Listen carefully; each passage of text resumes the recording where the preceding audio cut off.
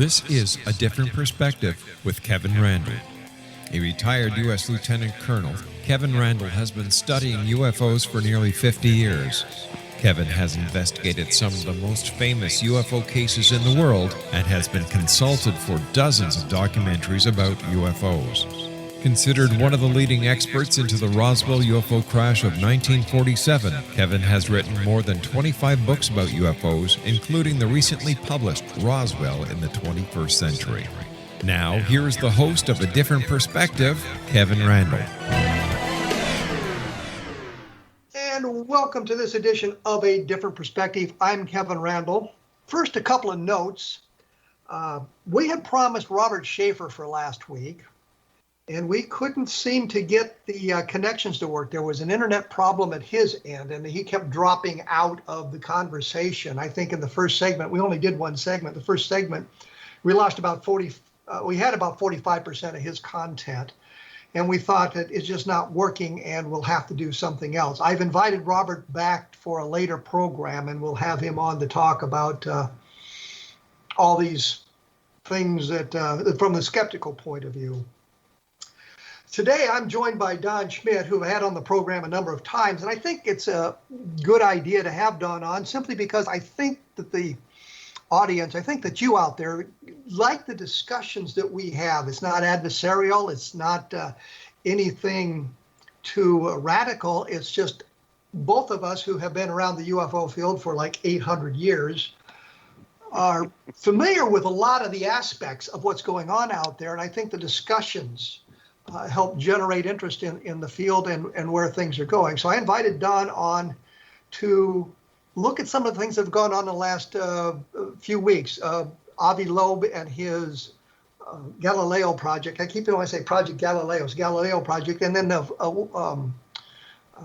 Jacques Vallee's book on the crash in San Antonio, New Mexico. And we're also going to talk about a new book that deals with the Alamo, because I think that it kind of fits in with the tone of the world in today's environment. So we'll do all of that. So anyhow, you all know Don Schmitt. He's been around forever. He's written books on Roswell. I've written books about Roswell with him. He's written a lot of magazine articles. He's invited to conventions. He's was a member of the board at the Center for UFO Studies, and it's communicated with people all around the world about UFOs. Don Schmitt, welcome to A Different Perspective. Yes, I'm with you this afternoon with Morse code after everything else has failed. So this is. I was going to kind of ignore that. Yeah, we were as a word of explanation. I even put a shirt and tie on. Come on, I mean. I didn't.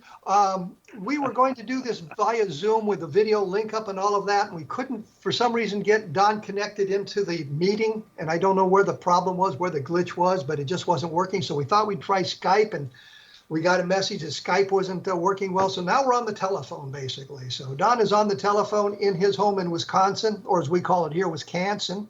Yes, Wisconsin, you're right. and I'm here in Iowa. So let's start with Jacques Vallee and his book, Trinity, a great UFO crash or something. I forget the exact. Best kept secret, yeah. Best kept secret, yeah, it was a secret, all right. You've read the book, I take it? Well, I've perused it only because it was obviously old news to us.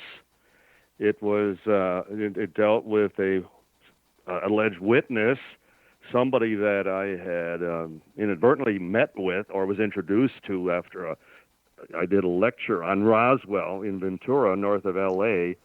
I believe it was back 97. And at the time, whether it was our plains of St. Augustine, he mentioned the plains. And you and I both remember there were even areas of Lincoln County, near Corona that are even called the plains. It's just a open, flat area of land that's how the ranchers often identify such regions. But he specifically told me 1947, and he was trying to draw the connection to Roswell, and he was asking me specifically if there could have been a connection. There was no talk about it being any time different than the Roswell incident. And I would then learn thereafter that he made a similar attempt to contact Stanton Friedman, the late Stan Friedman. And just as I had pretty much brushed it off, so did Stan. It didn't provide us with anything that we could move forward with. And if anything, it would have been much more to Stan's, as far as a scenario of what happened in 47 than ours. I was going to say, if you've got another witness, an independent witness from Gerald Anderson and Barney Barnett, a third witness coming forward talking about something on the plains of San Augustine, I think I would have thought Stan would have jumped all over that. Exactly. And as it turns out, he didn't. But then as we learned through the years, that was often the case with Stan, and as those that are going through his files up at the archives up in New Brunswick presently, they're finding very little on Roswell. We were hoping that there would be all types of potential leads, names, contact information, and as much as Stan, was in the public limelight more than probably all of us combined, we were hoping that there could be a wealth of such material, and sadly, so far, they're finding nothing. That he, true to our definition of the late Stan Friedman, he was not an investigator. He was not a researcher. He was an archivist. He loved documents. He loved wading through papers, hoping that one would jump out and be the smoking gun once and for all. He wasn't into, actually, and as you and I would call it almost investigative malpractice, that for one of the principal investigators, in quotation marks, that was in contact with the late Jess Marcel Sr., that they never thought of taking him back to the scene of the crime, so to speak. Well, let me interrupt here because there's an interesting point about that. Johnny Mann, who was a reporter for WWL-TV in New Orleans, I believe. Yes, that's correct. Took Jesse Marcel back to Roswell. Right. Well, it would have been in the 80s, obviously. And Jesse Marcel couldn't find the location. He didn't know where it was. And they just sort of stopped in an open area that looks kind of like all the other open areas to film Jesse Marcel's segments about what he had seen and what he had done. So even if Stan had taken Jesse back, it probably wouldn't have done much good because he didn't really know where the debris field was or any of the other aspects of it. And neither did Stan. And for that matter, and as you recall, Stan had never been out there before, if not for us. That he just wasn't interested in actually going to the Alamo, so to speak, go to the battlefield. And so you're correct. He could not have provided Jesse with any assistance getting to the actual location. But if you also recall when they did the In Search Of episode with Jess, and he later would place a phone call, and we have a copy of that conversation between Jess Sr. and his son Jess, Dr. Jess Colonel Jesse Marcel Jr.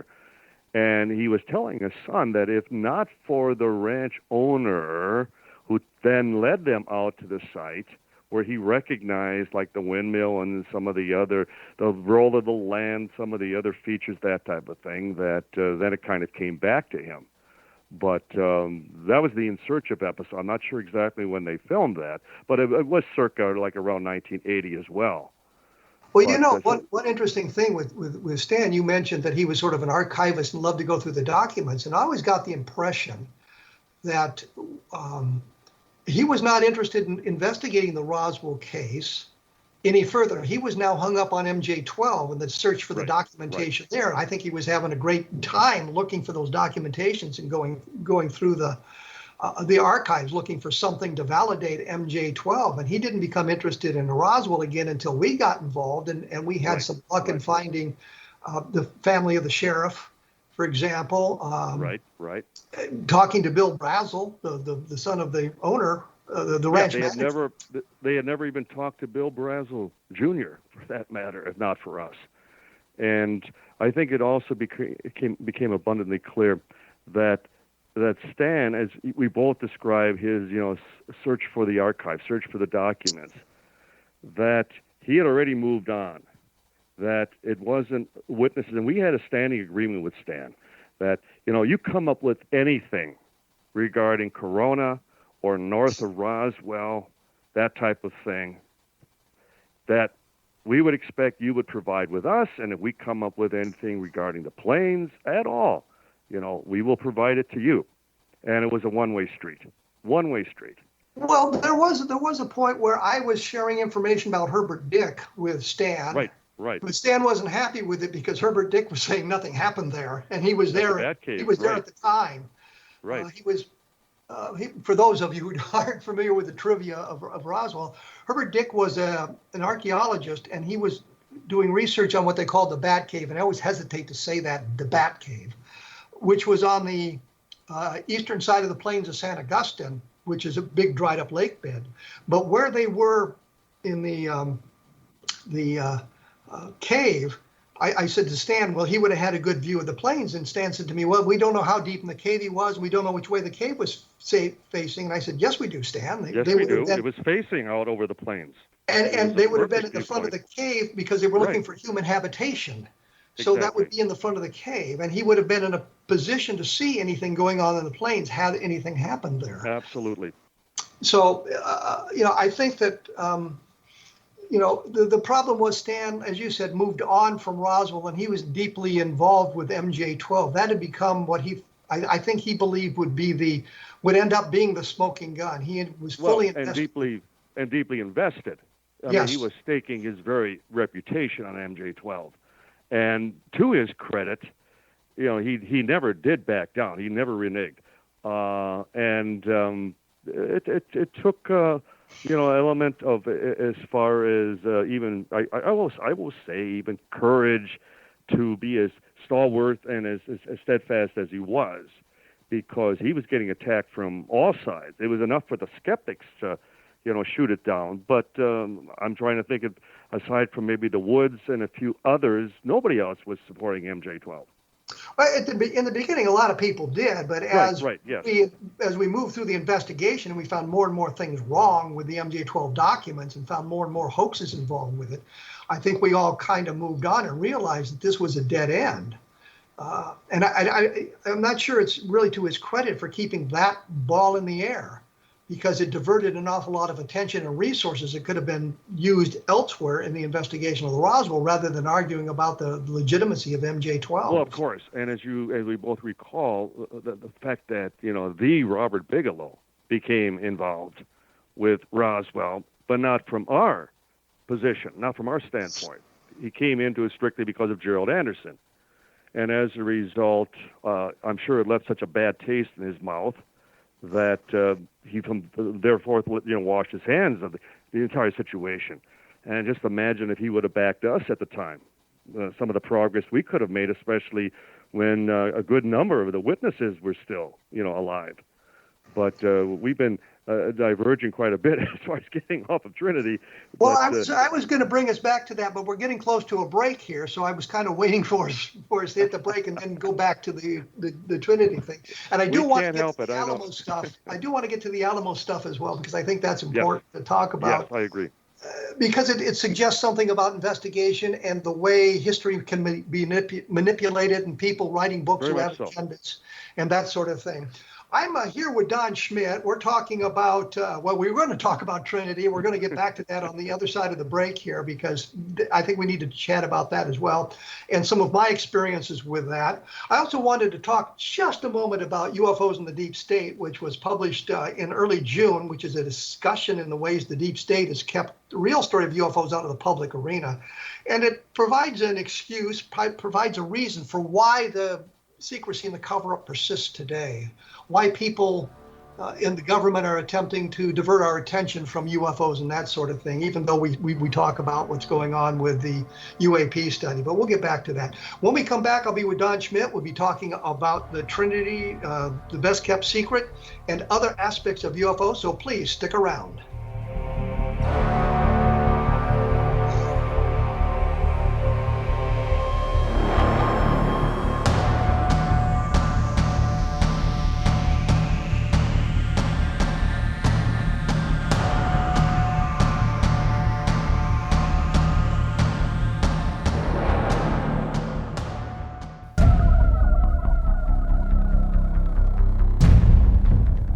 I'm here with Don Schmitt. We're talking aspects of UFOs. And even though I always have an agenda planned out for the program, it rarely goes that way. It's kind of like the old saying, the battle plan goes out when the first shot is fired.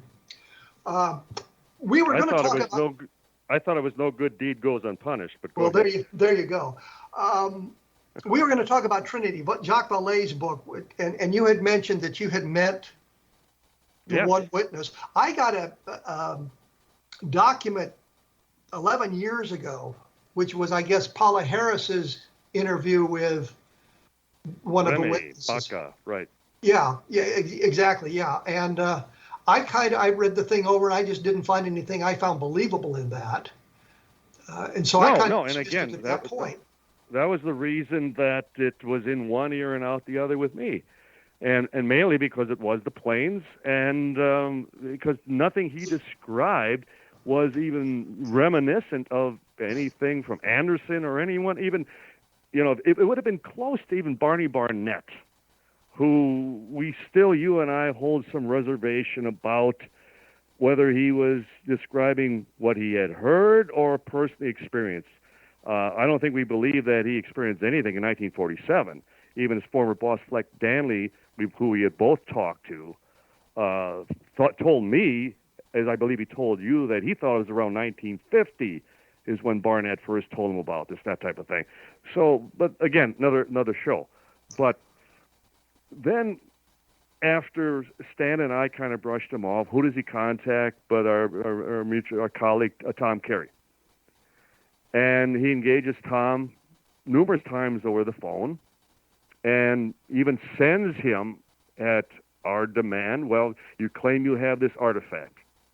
We'd like to see some pictures of it, which he did send, and we kept trying to, and it's like, where have we seen this before? Where have we seen this before? And specifically in New Mexico. This looks familiar. This looks familiar. And then on top of it, and Tom is recording the conversations, he actually brings up and he starts to talk to Tom about, how can I make money on this story? And for you and me, that's the kiss of death. The moment I'm going to interrupt here because there's one point that we haven't made, and it's very important. The transcript that I have from the interview with Paula Harris, and what it says in the book is the event took place in 1945. Right. And so it's right after in the time frame of the detonation of the Trinity, yes, right. At the Trinity site. San Antonio, New Mexico isn't that far from Trinity. And of course, everybody in the house saw the flash. Everybody who was alive in New Mexico in 1945 saw the flash, even though it was like really early in the morning. But that was the other thing that got me. If something like that had happened in 1945, the military response would have been completely different in 1947 than it was. Yes. And absolutely. So that was one of the reasons I didn't want, I just kind of blew the whole thing off. Asking how we can make money is another reason to blow the thing off. And then reading the book, there were a number of things that I saw as anachronisms. They talked about how the military had showed up at the house after they had picked up debris at the crash site. Asking permission if they could come in and clean retrieve the craft and bodies, that type of thing. Yeah, can we come in? More importantly, they said, well, then they came in and said, well, it was just weather balloons. And I'm thinking they weren't using the weather balloon excuse in 1945. No. So that's an anachronism. As we both know, there's so many commonalities, so many similarities to Roswell, and especially the Jerusalem cricket, for example. The only witness that has ever used that description is the late Frankie Rowe, based on her father, Dan Dwyer.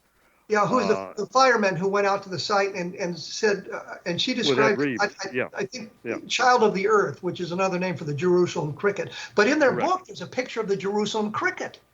Right. So, that's another good reason to.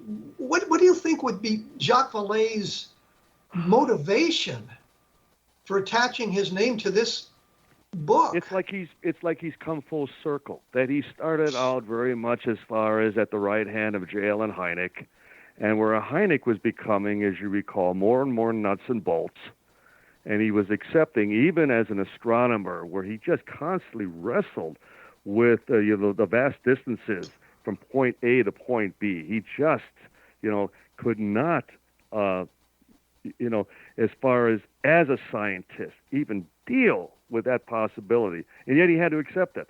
He had to accept that, it was something that was tracked on radar. It was interacting as far as with the immediate environment, branches, grass, twisted as far as areas of ground and microwave effects and conjunctivitis of people's eyes and burns. Well, you're talking about more than just Roswell. You're talking about absolutely the in general, and the point being, of UFO stuff.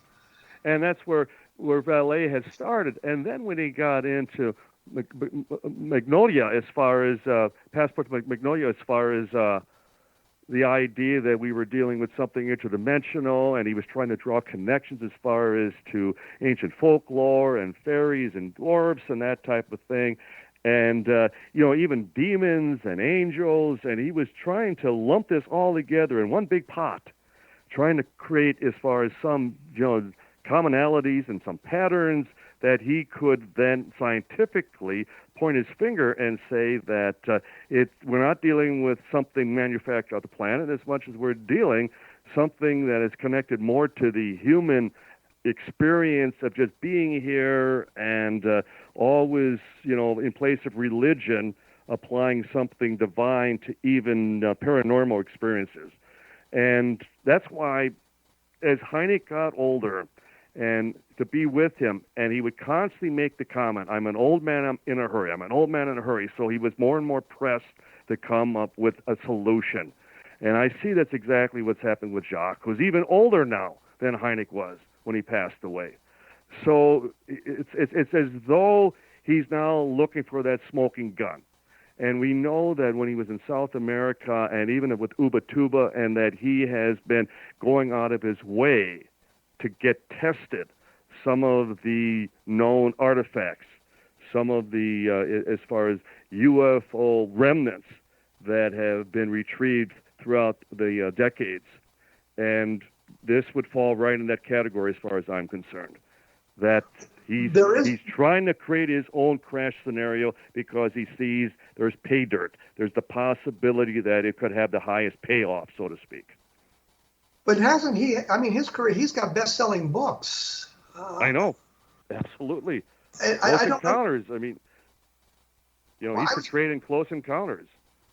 Yes, absolutely. I just don't understand how he could be hoodwinked into this story. You've got, in essence, you now have one witness whose story has morphed repeatedly to encompass more and more things.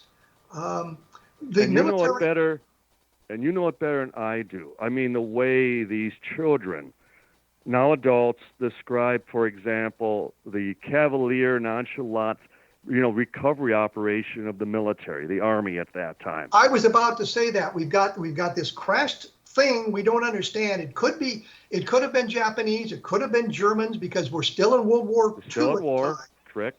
And they don't know what it is. They got it loaded up on their flatbed truck to drive out of there, and then all the military takes off and goes to lunch. And they leave it overnight. Leave it unguarded. Absolutely. I mean, in contrast to what we've heard throughout as far as Roswell, I mean, not only as far as the cordon established just at the debris field, but even setting up the cordons, blocking off the road, essentially blocking off the city of Roswell. And here, the kids are able to come back, supposedly, and retrieve this remnant, this piece, when, as it turns out, it's nothing more than the flange of the rotor of a windmill that we've recognized eventually, and we saw for, the identical match. That's what it is. Well, what's interesting, they also talk about this metallic debris, this loose debris that you could wad up and it goes back to its original form, but it's in long strips, and they were using it on their Christmas trees for decoration. Right. Handing it out as far as have any of that anymore. Right. So it becomes preposterous. Preposterous, and I guess if not for Vallee, it's like, okay, it's a good novel, and it's not even that. It's I was going to say a travel log and a family history, as you even yourself very aptly describe it. But that Vallee would become involved with this, I can only figure that it's because of his advanced age and, again, trying to come up with some resolution. But he picked the worst possible case to become involved with. But we've seen this sort of thing before, meaning people with single witness UFO crashes that have now exploded into the mainstream. I'm thinking of Cape Girardeau, for example. Yes. And what is it, Charlotte Mann, who seems to be a nice lady who communicated with Len Stringfield, but that in the same vein it's not even a firsthand witness. She didn't see anything herself. She just knows what the family tradition is. At least with the San Antonio, and I say San Antonio, New Mexico crash, at least they had an eyewitness still alive that they could talk to. And as you know, that Len was quite, a story collector, and that probably 99% of the stories he acquired, there were no corroborating witnesses. These were single individual tales passed on to him, and they were non-starters.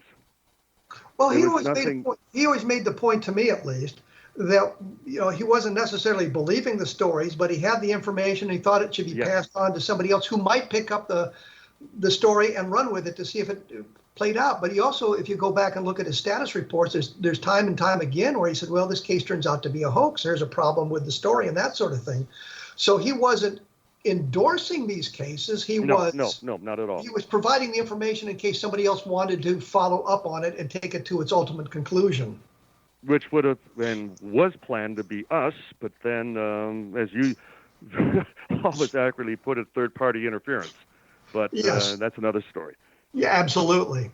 I think what we're going to do here is we're going to move on to Avi Loeb. He's the Harvard astronomer who claimed last spring that an alien artifact had moved through the solar system. You had him on your show, right? There was an extraterrestrial body that came through the solar system. It came from outside the solar system and moved through it. The only question is, was it a natural phenomenon, a natural thing, or was it something that had been manufactured by someone else and sent on as sort of a robotic probe looking for other civilizations and other life forms and that sort of thing?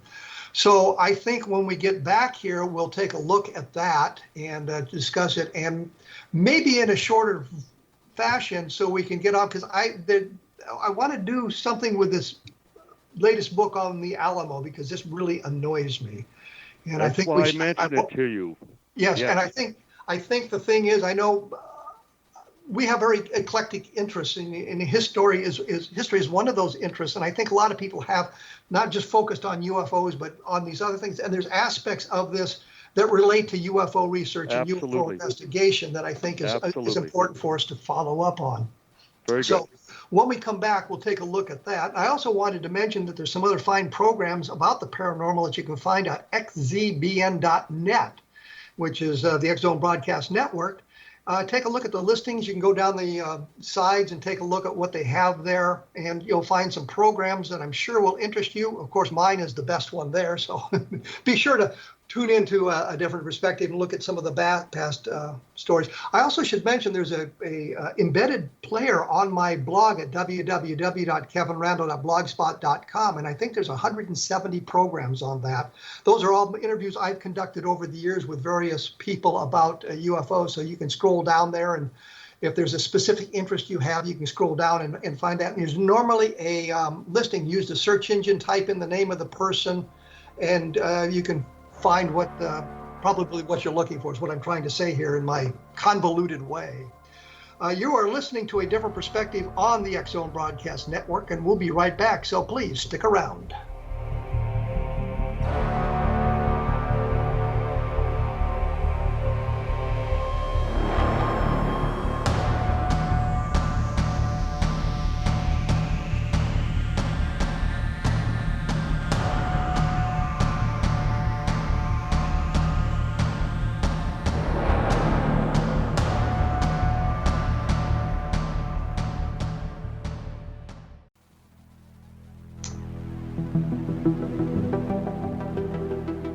am joined by Don Schmitt. We're talking UFOs for the main part.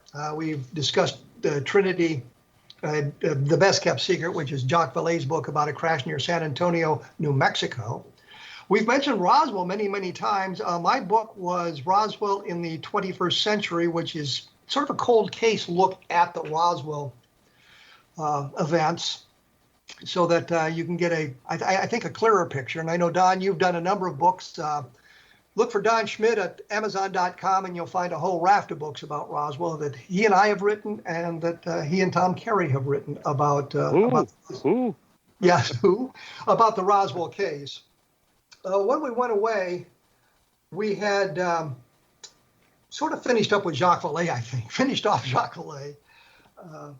And we wanted to move on to Avi Loeb. He's the Harvard astronomer, as I mentioned, who talked about this artifact that moved through the solar system. There's no question there was an artifact that moved through the solar system.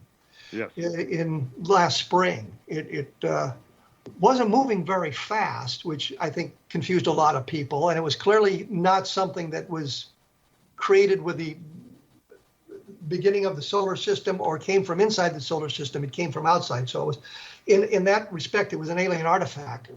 And a week ago Monday, he had a press conference at Harvard. I actually got an invite to it. You had to be invited to the press conference, and I got an invite so I could sit in on it over the internet and listen to what they had to say. And they were creating something they called the Galileo Project, which is a search for additional artifacts like that. They figured if there's one, there's going to be others. I think from the impression I got that they believe that the vast majority of them will be something natural, some kind of natural phenomenon, some kind of natural artifact that we hadn't seen before, something like that. But as they said, and as we have said in the UFO field for many, many years, it only takes one to prove alien life is out there. The one comment that I found interesting, the resident skeptic, whose name escapes me at the moment, was on the program as well, talked about the universe, not only our galaxy, but the universe teeming with life. There's life all over the place, according to him. He said that rarely does it reach the level of civilization, meaning intelligence develops to the point where it could create a civilization. And if you think about our Neanderthal relatives, they reached a level of sophistication where they created some interesting artworks and were on the road to, I guess, improving their life and that sort of thing, but they eventually went extinct. And his idea is that this rarely happens, that you have a life form that develops intelligence that can create a civilization. So in one respect, life is all over the place, but in the second respect, not a lot of intelligence life out there. So that's kind of where they're coming from. They don't want to look at the UFO phenomenon so much because that's the past. What do you think of all of that, Don? Well, it reminds me of the scientist in the movie The Day the Earth Stood Still, Professor Barnhart, when he's confronted by the alien Klaatu. And he talks specifically about curiosity making for good science. And this is refreshing to me because, albeit it's a throwback, like even the Air Force Project Twinkle, the idea that you set up enough cameras and you might capture something on film, as it was for the Air Force back then. But nonetheless, even for the plan to use like high-resolution telescopes and detectors with cameras and computer systems, I guess it just comes down to where they're going to do this. UFO hotspots, who's going to determine that? And I appreciate the fact that they're already generating some funding, and no less than Seth Solchak, as far as from SETI, is on the board of directors with the group, and is totally applauding the effort. So maybe we'll have a joint effort with SETI, which to me would tend to sabotage the entire effort. Just the idea of transmitting arcane radio waves, radio signals, expecting that a higher life form would be using the same technology. But nonetheless, I think it's refreshing in that he too has a passion. He has, had an experience in what he believes that he detected, what he, as far as has stood up to his own colleagues in demonstrating that we're dealing with an artificial intelligence, albeit as far as with that object that passed within our vicinity. But nonetheless, now it's a question, are there other such artifacts? Are there things actually orbiting the Earth that may not be ours? And more power to them. I mean, welcome to the club. I was a little concerned about their seeming disdain for old UFO reports, because in fact, I'd sent him a question asking him specifically about the Condon Committee, and he responded that they just weren't interested in the past UFO stuff. They wanted to move on beyond that. I think they're missing a bet there, because even if you dismiss an awful lot of the UFO reports as being useless, I mean, the data gathered being useless or corrupted or poorly gathered, when you move into something like the electromagnetic effects, you've got the UFO interacting with the environment. Mm-hmm, and I think there might be something to be learned there. And I've been going to send him a note to suggest that maybe if there was guidance from them at the Galileo Project, that we in the UFO community, and I'm thinking of people like Mike Swords and Jerry Clark, for example, who've been around for as long as you and I have, and have the credentials to look at this stuff in a more unbiased, rational way, that it may be some kind of a document that could be created by us that would be helpful to them without really dragging them into the UFO fray. And you are correct, but it's the same dilemma that we have with the recent, as far as Pentagon report to Congress, the idea that they only acknowledge the phenomenon from 2004 to the present, as though there's no previous history. When you and I would, promote the fact that the best cases of all times took place before 2004. And as a result, to just deny the history of the phenomena, the focus becomes too narrow, and as a result, the fallback is more likely to remain conventional, that it's ours, it's Space Force, it's the Navy now experimenting as far as the plasma beams as far as out over the Pacific, which is one of the more recent explanations regarding the Navy sightings. So it's hardly earthly back in the 40s, in the 50s, and the 60s. You're dealing with something truly beyond our technology. And so for that reason alone, it becomes suspect.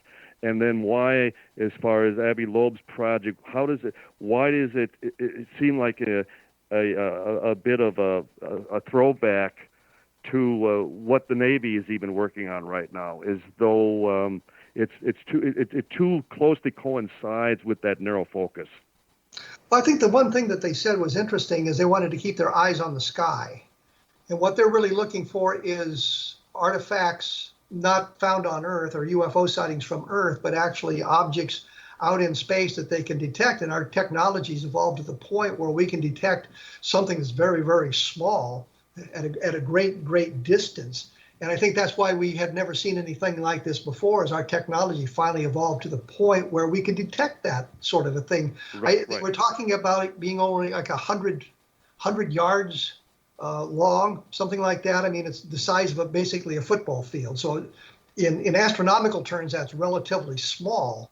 And they were able to detect it, but it wasn't moving very fast, which means it would take literally tens of thousands of years to move from one star system to another, unless it braked before it got here. And I didn't see anything that suggested they saw any evidence of it braking, although it did begin to accelerate as it moved beyond the Earth. Well, what you might also encourage, and if you might recall that back with QFOS years ago, we had that offer from Aerojet that if we could provide specific days, times, and locations, that they could do a computer satellite search as to anything that may have been tracked in that vicinity at that given time. And the idea that with that, with the advent of satellite tracking, that we're sure, I mean, we've always, had this broad idea that if anything is coming into our airspace, there should have been some detection. There should have been something that tracked it actually arrive and depart. And the thought that, well, now we're first going to look into this as, as that the use of that word curiosity after all this time.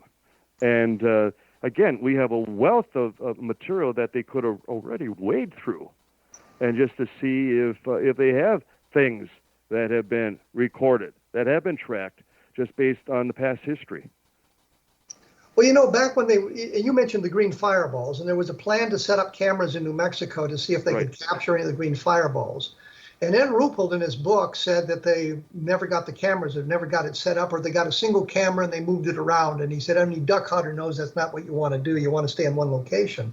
Correct.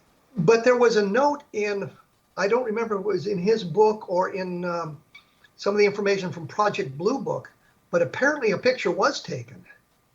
And I've never been able to find that picture. Yes. But, well, just like you can't get any frames or any of the film, the gun camera cases claimed in Blue Book. So for the project being declassified, it's far from being declassified. And mentioning Twinkle, and then you also have Ray Stanford's as far as Operation Starlight, if I have that name correct. The idea of setting up tracking equipment, and with the intent of tracking unknowns.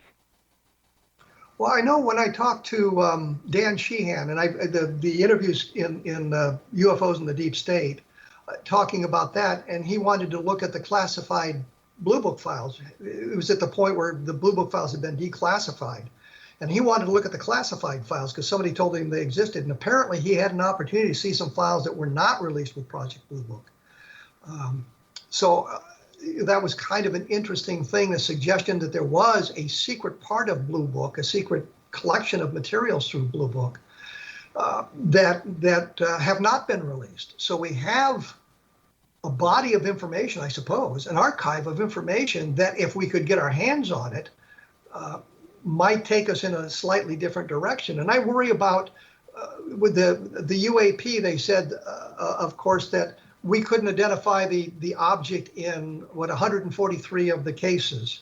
And I'm thinking, yeah, but somewhere when you get better information, you're going to start identifying it. And I'm wondering if it's kind of going to be like Condon 2.0, where we now explain everything away. Yeah, the big setup, once again, the high anticipation that the vast majority remain unexplained, and certainly the case with more information, more data, that then things all become, instead of possible, this or that, they become the weather balloons and the astronomical objects that are readily identified. But you were the one, Kevin, for example, that pointed out, like especially with your acquiring Blue Book, the fact that all those gun camera cases, I mean, they are described in detail, but again, where's the film? Not a single frame. And so there obviously is a good portion of Blue Book that still remains classified. And so we're talking a history that still remains rich with information, undisclosed. And instead of, yes, it's great that science now would like to move forward, but the historians need to still push through FOIA and as far as through personal efforts, and maybe like as Stan going through archives, that there may be some potential breakthroughs that just with the diligent effort on our part. Well, we're going to have to take our last break here, and I'm sorry about that, but we're going to come back and talk a little bit about the Alamo because there is relevance to the UFO phenomenon. My blog is www.kevinrandle.blogspot.com.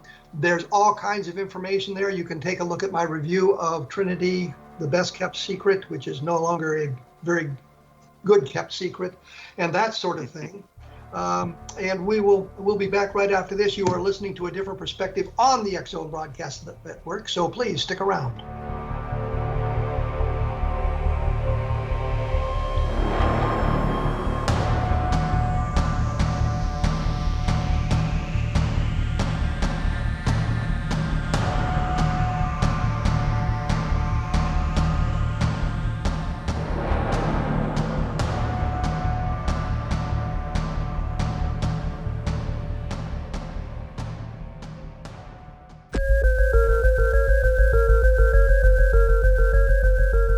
joined by Don Schmitt. We've been talking UFOs and a lot of different things. Before we move on to the Alamo, I'll mention quickly that Avi Loeb's discussion of the alien probe smacks heavily of some of the Star Trek episodes that we had, or Star Trek movies we'd seen in the past. I'll just throw that out there for you to consider later on, because I do want to get to this point. Don, when I communicate with him about doing the program again, mentioned this new book about the Alamo. Fill us in on that a little bit, Don. Well, I haven't seen the book. I just saw a review of it. But it was, again, to me, it's another attempt at revising, a stalwart as far as element within the history, the founding of the country, and thereafter the establishment as far as the independence of Texas. And for you and I, when we were at the Alamo together, and have been there since, and just growing up as far as with that just total admiration for the men who fought and died there, and in true patriotic form as far as in dying for even the young country at that time, and to see these constant attempts at these revisionists, these people that are just constantly rewriting history for coming up with nothing more than a new angle to write a book.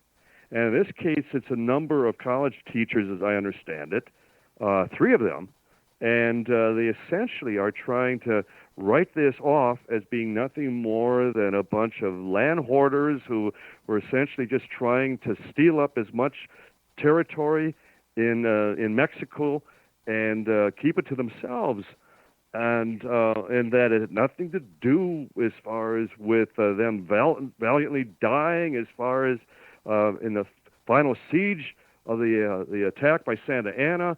And they even play down the idea that they were there for 13 days.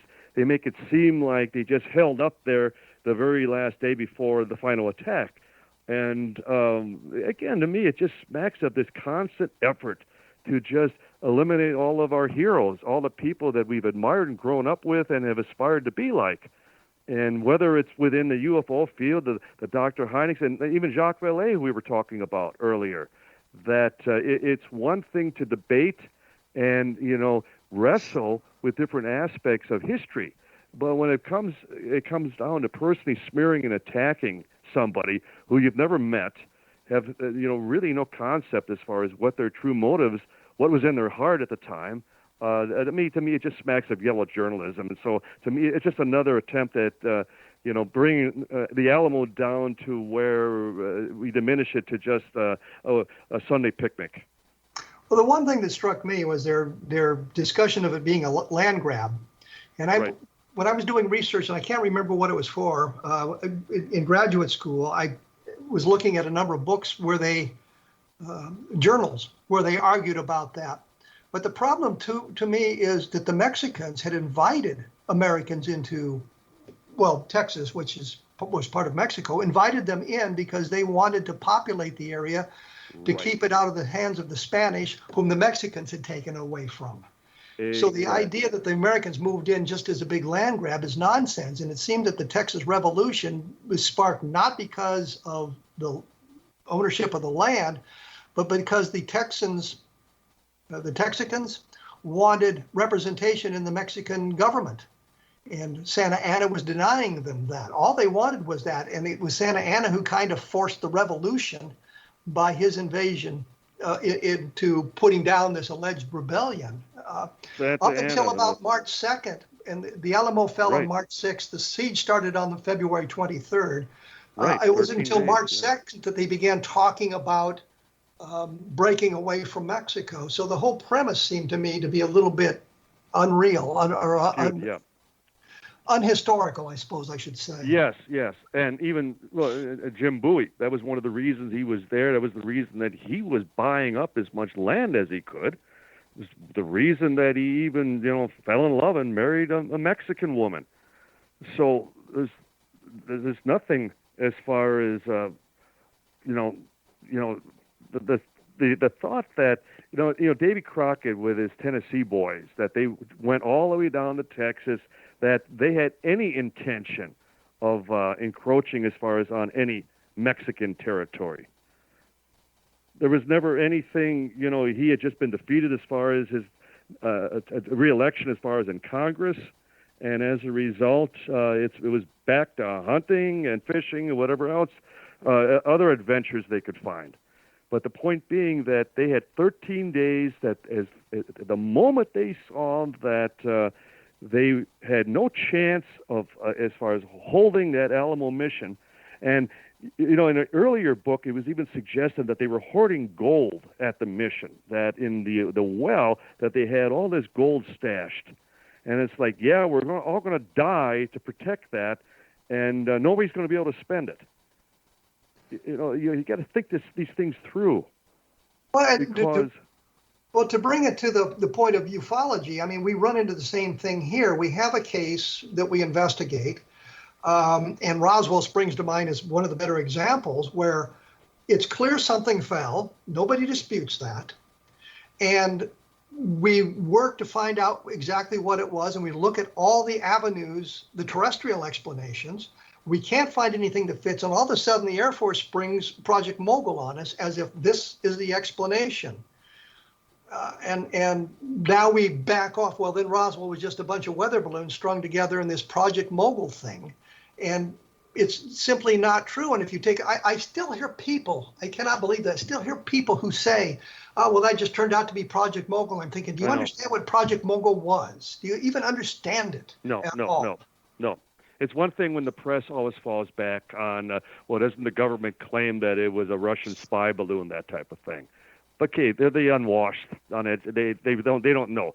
But and as you and I both know, we have a lot of colleagues that insist it was Mogul for no other reason than they don't have a part of this action, so to speak. They just insist that it has to be Mogul for no other reason than it brings Roswell down to size. It's the elephant in the room that they refuse to accept. Well, if you look at it from the skeptical point of view as well, they have to buy into Mogul because there is no other explanation. Correct. But Mogul doesn't fit the facts as we know them, and I mean the established facts.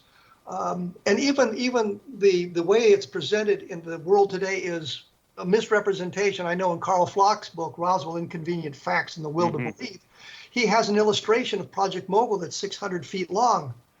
That was the ones that were being launched on the East Coast. When they got to New Mexico, they had trimmed them quite a bit, and they were only 400 feet long. Still, they were a hazard to aerial navigation, but it wasn't as long as they claimed it to be. It did not have as many balloons, and it was common weather balloons, common materials, something that would have been easily recognizable. Absolutely. And it was hardly the balloon wreckage that was in General Ramey's office, which served as the explanation at that time. That it's not a Mogul balloon. And as we both know, I mean, that balloon came from Roswell. They were launching them in conjunction with their bomb drop exercises, their testing. There's even that picture in the Roswell yearbook of the balloons hanging from the rafters in one of the buildings. They knew the balloons better than anyone.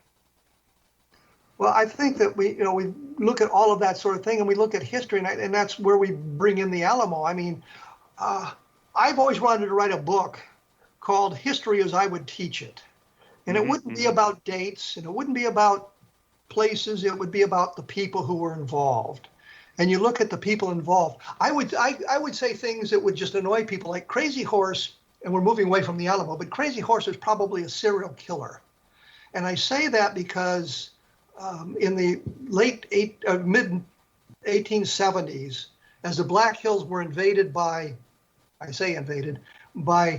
prospectors looking for gold, Crazy Horse would go out and hunt them and kill them. So this was at the time of Custer, so it was just prior to 1870, just prior, yes. Right? Which was 76, yeah. And he would go out and hunt people. He just periodically go out and hunt people and kill them. And that would be the definition of a mass murderer, yeah. Well, serial killer, certainly. And of course, now you say something like that, and it's going to inflame an awful lot of people. But if you look at the evidence, you can make a case for that. And I would, if I was doing a book on American history, I would do that. I would start the book not with Columbus, but with all the peoples who arrived prior to Columbus, including the Vikings and some Chinese and some other Spaniards who got there long before Columbus got to the New World. But I mean, the point simply is you look at the history and you try to go where the evidence takes you, not write the history with an agenda. I don't like the Texans. I don't like the heroes. Ergo, I'm going to run down the Alamo. And the wonderful thing about the Alamo is we have the letters from Travis, William Barrett Travis, the commander of the Alamo Post. We have the letters from Davy Crockett. So we know their mindset at the time. They knew they were going to die.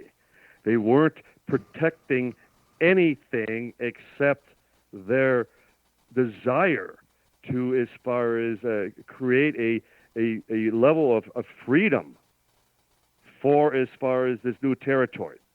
And they stood in defiance of Santa Ana, as we've discussed, but the point being they could have left. They had 13 days that they could have hightailed it out of there, and they didn't. Well, and the point, the place was surrounded. They couldn't have got out. Well, yeah, 32 guys got in on March 1st, I think it is. Right. And on March 5th, a guy named, I think it was Lewis Rose, decided he wasn't going to die in the Alamo, and he dropped over the wall and took off into the distance and lived long after the Battle of the Alamo. Exactly. So again, the evidence speaks for itself. It's no different than science. When they have a preconceived theory and they set out to prove it, you omit a lot of other data that may be significant as far as to your own objective.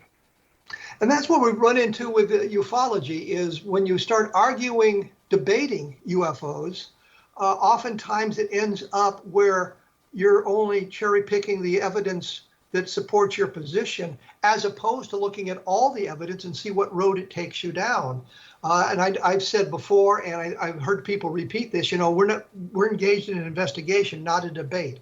If I find evidence to suggest this really important case has a mundane explanation, I want to publish that. I want that information out there. Because and you and I, no one can fault both of us. We were total skeptics going down to New Mexico that first time in February of 1989. Neither one of us had even read the book Roswell Incident. We used it as a reference book thereafter. We used it for names, but we were so confident we would go down, and within that weekend, weather balloon or something just as prosaic.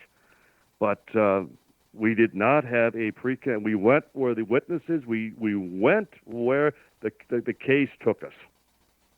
And I think the turnaround was Bill Brazel, when we sat down with him, and learned what he had to say. Because everything had gone badly up to that point. We're going to have to break it off here, Don. I'm sorry about that. We did get the Alamo in a little bit, and we did talk a little bit about the investigations. What's your latest book? Roswell, the Ultimate Cold Case File, or Cold Case Closed. So we presented as our Roswell's days in court. The idea as far as opening statements, evidentiary, best eyewitness testimony, and then the closing arguments. So that's the current book. And I think a good companion would be Roswell in the 21st Century. So yes. There you go. Yes. Thank you for taking the time, Don. Appreciate it. We've As always, Kevin, I always enjoy it. Very lively. Great. Okay. Thank you, Don. You bet, Kevin. As I say, Roswell in the 21st Century takes a look at that. Take a look at UFOs and the deep state, because I think there's some information in there that's going to surprise people. Things that I've been able to uncover, discover, been told to me in the last few years has kind of altered some of my thinking about how the UFO field has developed and where it needs to go. And I think some of the important things. So take a look at that. I'll be back in 167 hours with more incredible information. And you have been listening to A Different Perspective on the X Zone Broadcast Network. Thanks for tuning in.